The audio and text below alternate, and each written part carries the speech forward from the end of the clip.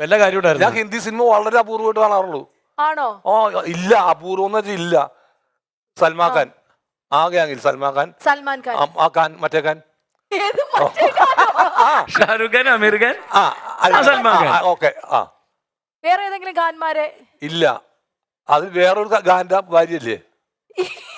Saif Ali ഖാന്റെ ഭാര്യ അത് തന്നെ, കരീന കപൂർ. കരീന കപൂർ. അത് സൈഫ് അലി ഖാനെ അറിയില്ലേ ഏട്ടാ? ആ ഊന്ന് സൈഫ് അലി ഖാന്റെ കരീന കപൂറിനെ അതെ, അവരെ അറിയാം.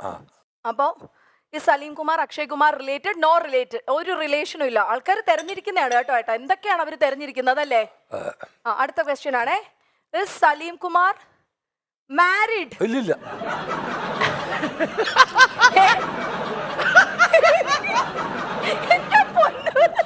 അത് എന്തെങ്കിലും ഒരു സെക്കൻഡ് വയ്യാന്ന് നോക്കിയാൽ ഉത്തരം പറയാം. ബാക്കിയൊക്കെ ലാഗടിച്ച് പറഞ്ഞ ആളാ. കല്യാണം കഴിച്ചിട്ടുണ്ടോ? ലോക മലയാളികളുടെ ഇതാണ്, എന്നെ കുറിച്ച് അന്വേഷിച്ചാണ്.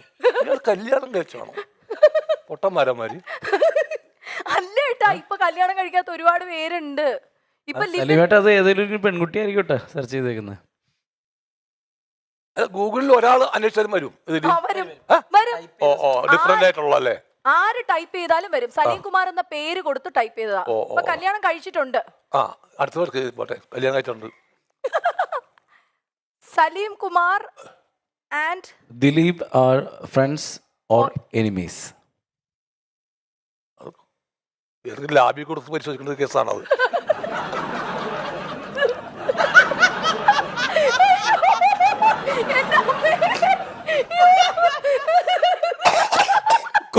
കൊറോണയുടെ ടെസ്റ്റ് ചെയ്യണത് നോക്കിയാണ്.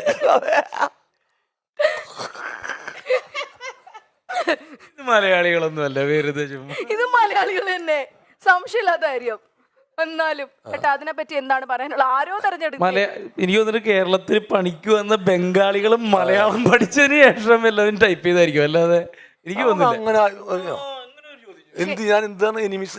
ശത്രുത കാരണം വേണ്ടേ? അല്ല, എനിക്ക് തോന്നുന്നത് എന്താണെന്നറിയോ, ഇവരുടെ ഒരു ഭയങ്കര റീൽ ഇപ്പം ഓടുന്നുണ്ട് കഴിഞ്ഞ ഒരു 6-7 മാസമായിട്ട്. CID മൂസയില് സലീമേട്ടൻ എന്തോ 1-2 പറഞ്ഞ് ഞാൻ ഇറങ്ങി പോവാണെന്ന് പറഞ്ഞെന്ന്. ഇത്രേ ഉള്ളൂ. എന്തോ ക്യാപ്റ്റൻ രാജുവിന്റെ ക്യാരക്ടറും സലീമേട്ടന്റെ ക്യാരക്ടറും എന്തോ 2 ഭ്രാന്തന്മാരോ. അതൊരു ആ സിനിമയായിട്ട് ബന്ധപ്പെട്ട സംഭവമാണ്. റീല് ഇറങ്ങി പോയി ഞാൻ പോകുന്നുണ്ട്. അല്ലാണ്ട് വേറെ തർക്കങ്ങളൊന്നും ഇല്ലാത്ത. അത് മതി. ഞാൻ പാലക്കാട് ഷൂട്ടിങ്ങിന് പോയി. അതൊക്കെ തന്നെ കാര്യം. അങ്ങനെ അത് അതിൽ ഒരു ശത്രുതൊന്നും ഇല്ലാത്ത. ദിലീപിന് ശത്രു തോന്നിട്ട് ഇറങ്ങി പോകുന്നതല്ലേ ഞാനും. അത് ഫ്രണ്ട്ഷിപ്പിന്റെ മറ്റൊരു ഭാഗമായിട്ട് ഉള്ള ഇറങ്ങിപ്പോക്കണ്ടല്ലോ. ഇങ്ങനെ ഈ ഫ്രണ്ട്സ് ആയിട്ട് അടിയൊക്കെ ഉണ്ടാക്കാറുണ്ട്? പിന്നെ ഇല്ലാണ്ട്. ഏറ്റവും കൂടുതൽ അടി ഉണ്ടാക്കുന്ന ആരുമായിട്ടായിരിക്കും ഫ്രണ്ട്സിന്റെ ഇടയിൽ, ഈ ഗാങ്ങില്? സ്നേഹത്തിന്റെ പേരിലുള്ള അടികള് എല്ലാവരും ഉണ്ടാകും. പിന്നെ അതാണ് ഫ്രണ്ട്ഷിപ്പിന്റെ അതാണല്ലോ അടിയുണ്ട്. അടി എന്ന് വെച്ചാല് വേദനിക്കാത്ത അടികൾ. എന്നാൽ ഒരു 3 AM ഫ്രണ്ട് എന്ന് പറഞ്ഞ ആരായിരിക്കും? അതായത് 3 മണിക്കും സലീമേട്ടന് ഫോൺ വിളിച്ചിട്ട് ആർക്കും വിളിക്കാം. അങ്ങനല്ല, സലീമേട്ടൻ വിളിക്കുന്ന ആരായിരിക്കും? 3 മണിക്കാണ് വിളിച്ചിട്ടുണ്ടെങ്കിൽ അവര് ഭർത്താവിന് ഇഷ്ടപ്പെട്ടില്ല. എന്റെ പൊന്നേ, അതല്ല ചോദിച്ചത്. നമുക്കൊരു ഫ്രണ്ട് എന്നുള്ള നിലയിലേ നമ്മളൊരാളും നേരം വിളിച്ചിട്ട് വിളിച്ചാ പോലെ അതുവരെ കാത്തിരിക്കാനുള്ള ഒരു മാനസികാവസ്ഥ. ഇത് ഇന്ത്യ പാകിസ്ഥാൻ പ്രശ്നമൊന്നുമല്ലല്ലോ. പ്രണയത്താൽ അതെ, ഇത് ഒരുമാതിരി ഒരു വേദനയുള്ള സംഭവമാണ്. ഈ സാധനം അത് വേദന മുക്കുമ്പോഴുള്ള സംഭവമാണ് ഇത്.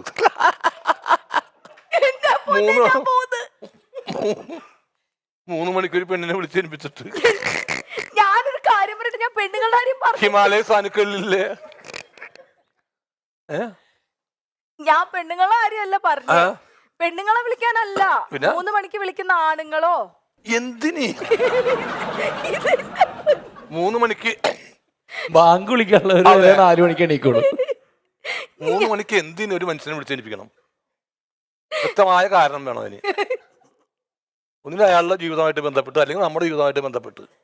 വെറുതെ മലന്നടിച്ച് ഉറങ്ങിക്കണമെന്ന് ഒരുത്തനോട് ഹലോ സുഖമാണെന്ന്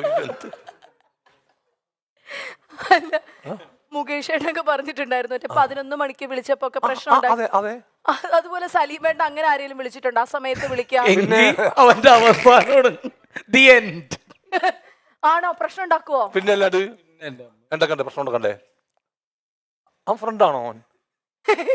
അടിക്കണ്ടേ അവനാ?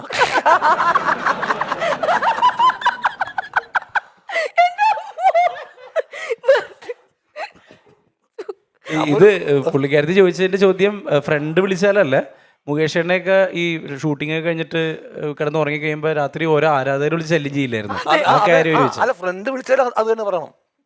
ഫ്രണ്ട് വിളിച്ചാലും അത് തന്നെ പറയണം. ഞാൻ അത്തരത്തിൽപ്പെട്ട ആളാണ്. അയ്യോ. അല്ല, എന്നാലും ആരാധികമാരുമല്ലോ ഇപ്പം കാര്യമായിട്ടിരുന്ന് വിളിക്കുക.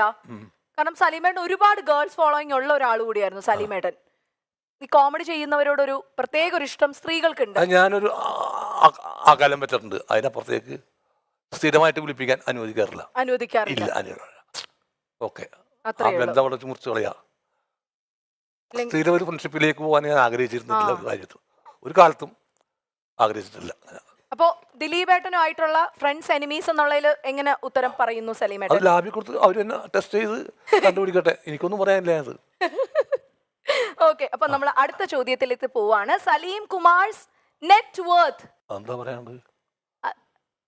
നെറ്റ് വർത്ത് എന്ന് പറയുമ്പോ മൊത്തത്തിലുള്ള സലീമേട്ടന്റെ ആസ്തി എന്താണ്? അതാണ്, അതെനിക്ക് മനസ്സിലായി. അതെന്താ പറയേണ്ടത്? ഇന്റർവ്യൂല് വന്നേക്കണത് എന്റെ സ്വത്ത് വിവരം ഞാൻ ഇലക്ഷൻ വെക്കട്ടെ. എന്നാലും ഒരു ഉദ്ദേശം, ഒരു അങ്ങനെ എന്തെങ്കിലും? അങ്ങനെ എന്ത് ഒന്നുമില്ലെന്നേ. ഞെട്ട് വരിക ഒന്നുമില്ല എനിക്ക്. മണി മാനേജ്മെന്റ് ചെയ്യാറുണ്ടോ സലീമേട്ടൻ? അതായത് ഇത്രയും, കാരണം അത്രയും പടങ്ങൾ അഭിനയിച്ച ഒരാളാണ്. ഇല്ല, അങ്ങനെ ഒന്നുമില്ല. ഞാൻ സാധാരണക്കാരനാണ്, സാധാരണ ഒരു കർഷകനാണ്. ഞാൻ ഒരു വീടുണ്ട്, എനിക്ക് സമാനഭേദപ്പെട്ട ഒരു വീടുണ്ട്. നല്ല വീടാണ്. അതെ, ഒരു വീടുണ്ട്. അതിനുശേഷം ഒരു സാധാരണക്കാരനാണ് ഞാൻ. ഞാൻ വലിയ കോടീശ്വരനൊന്നുമല്ല. മണി വർത്ത് എന്നൊക്കെ പറഞ്ഞ അവിടെ എന്താണ് നെറ്റ് വർത്ത്, മണി നെറ്റ് വർത്ത് ഒക്കെ എന്നൊക്കെ പറഞ്ഞാൽ അത് സംസാരിക്കാനുള്ള യോഗ്യത പോലും ഇല്ല. സാധാരണ മനുഷ്യനാണ് ഞാൻ. Okay, done. അപ്പൊ അങ്ങനെ എഴുതാം. ആൻഡ് ഏറ്റവും കൂടുതൽ ആൾക്കാർ ടൈപ്പ് ചെയ്തേക്കുന്നതാണ് കേട്ടോ സലീമേട്ടാ, ഈ Salim Kumar a villain in real life. വില്ലനാണോ നായകൻ? എന്നോട് അല്ല ചോദിക്കേണ്ടത്. എന്റെ വില്ലത്തരം കൊണ്ട് ബുദ്ധിമുട്ടേണ്ടി വന്ന ആളുകളോടാണ് അവൻ വില്ലനാണോ നായകനാണോ ചോദിക്കുന്നത്, എന്നോടല്ല ചോദിക്കേണ്ട. ബിബിൻ, റിയൽ ലൈഫിലെ ഹീറോ? അല്ല, എനിക്ക് ഒരിക്കലും എനിക്ക് തോന്നിയിട്ടില്ലല്ലോ. ഞാൻ എൻ്റെ പറഞ്ഞില്ലേ, എൻ്റെ ചേട്ടനെ പോലെ ഒരാളാണ്. എനിക്ക് തോന്നിയിട്ടില്ല, ഒരിക്കലും തോന്നിയിട്ടില്ല. പിന്നെ ബൈബിളിലൊരു വാക്കുണ്ട്, ഹൃദയം പരിശോധിക്കുമ്പോൾ നല്ലവനായിരുന്നാൽ മതിയെന്ന്. ബാക്കി പുറമേ ഉള്ള കാര്യങ്ങളും കാട്ടായങ്ങളൊക്കെ അവസ്ഥകൾ കൊണ്ടും ആവാം. അപ്പൊ ഇങ്ങോട്ട് വന്ന വഴിക്ക് നമ്മളൊരു വണ്ടി വട്ടം ചാടുമ്പോൾ നമ്മൾ പെട്ടെന്ന് അയാളോട് ചിലപ്പോൾ ചൂടാവില്ലേ, അത് നമ്മുടെ അവസ്ഥയാണ്, അത്രേ ഉള്ളൂ. അല്ലാതെ ഹൃദയം പരിശോധിക്കുമ്പോൾ സലീമേട്ടൻ നല്ല ആളാണ്, ഹൃദയശുദ്ധിയുള്ള ആണ്. ഞാൻ പറഞ്ഞില്ലേ ബിബിൻ, എന്റെ കല്യാണം കഴിഞ്ഞ് എന്റെ കല്യാണ വീഡിയോയിൽ ഞാൻ കരയുന്നുണ്ട്. ഈ താലി കെട്ടുന്ന സമയത്ത് ഞാൻ കരയുന്നുണ്ട്. വൈകുന്നേരം എന്നെ വിളിച്ചു. ഞാൻ എൻ്റെ ഭർത്താവിന്റെ വീട്ടിൽ കയറിയപ്പോൾ എനിക്ക് കിട്ടുന്ന ഫസ്റ്റ് കോൾ എനിക്ക് സലീമേട്ടൻ്റെയാ. 3-4 വർഷമായി. അപ്പം കിട്ടിയിട്ട് എന്നെ പറഞ്ഞു, എടീ നീ കല്യാണം പറഞ്ഞില്ലല്ലോ. ഞാൻ പറഞ്ഞു, ഏട്ടാ കൊറോണയാണ്, ആരെയും വിളിക്കാൻ പറ്റില്ല. നീ കരയൊന്നും വേണ്ട, നന്നായിട്ട് ജീവിക്ക്, എന്നാ കെട്ടുന്നതിന്. കാരണം അപ്പം നമുക്ക് ഈ പറഞ്ഞ ഭയങ്കര ഫാദർലി അറ്റാച്ച്മെന്റ് നമുക്ക് സലീമേട്ടനോട് തോന്നുന്നത്. അപ്പോൾ അതുകൊണ്ട് obviously real hero, super hero. കല്യാണം കഴിഞ്ഞ് എന്നോട് എന്തെങ്കിലും പറയാനുണ്ടോ? ഇനി എത്ര നാളെ കല്യാണം കഴിച്ചിട്ട് ഇനി അതുകൊണ്ട് കാര്യമില്ല. ആ ഡോസേജ് മരുന്ന് ഒരു 3 മാസം മുമ്പെങ്കിലും എടുത്തിരിക്കണം. ഞാൻ തന്നെ ഡോസേജ് അല്ല, നീ 3 മാസം മുമ്പ് എടുത്ത്. എനിക്ക് മറ്റേ പോളിയോ കുത്തുവെച്ചപ്പോഴേ കിട്ടി. അതെ, ചുമ്മാ സിംപ്ലി. എന്തായാലും ബിബിൻ ഒത്തിരി താങ്ക്സ് നമ്മൾ അറിയിക്കുകയാണ്. കാരണം സലീമേട്ടൻ എന്ന് പറഞ്ഞപ്പോൾ എത്ര പേരാണ് ഇങ്ങനെ ഓടിയെത്തുന്നത്. ആ ഒരു സ്നേഹമാണ് കേട്ടോ നമ്മളിവിടെ. കാറൊന്നും കൊടുത്തില്ലേ? വരാൻ കാറൊന്നും കൊടുത്തില്ല നിങ്ങള്? ഏതേട്ടാ, തന്നെ വന്നോളാന്ന് പറഞ്ഞിട്ടാ. സലീമേട്ടാണെങ്കിൽ 1 രൂപ പോലും ഞങ്ങൾ ആരും ഇവർക്ക് കൊടുത്തിട്ടില്ല. അത്ര സ്നേഹം, ഉള്ളി സ്നേഹം, എന്റെ അകമഴിഞ്ഞ സ്നേഹം. ശരിക്കും എന്താണ് ഹെഡിങ്? എന്ന് സ്വന്തം സലീം കുമാർ. അങ്ങനൊന്നുമില്ല, എനിക്ക് തോന്നിയപ്പോ അതൊക്കെ എടുക്കട്ടെ, എന്ന് സ്വന്തം സലീം കുമാർ. പേരെങ്ങനെയുണ്ട് ഏട്ടാ? നമ്മൾ കത്തിലൊക്കെ എഴുതുന്ന പോലെ എന്ന് സ്വന്തം സലീം. നല്ല പുതുമയുണ്ട്. ഇതൊരു വരാത്തതിന്റെ പേരിൽ ഭയങ്കര ഫ്രഷാ. ബിബിൻ ഒരു വലിയ കൈയടി കേട്ടോ. Thank you very much. Okay, അപ്പോൾ ഓക്കെടാ, താങ്ക്സ്.